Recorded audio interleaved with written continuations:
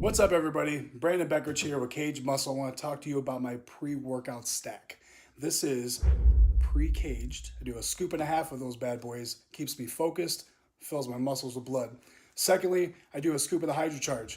Antioxidants, keeps me hydrated. Last but not least, I do 3 scoops of creatine HCl. I do 3 scoops because I'm kind of a big guy.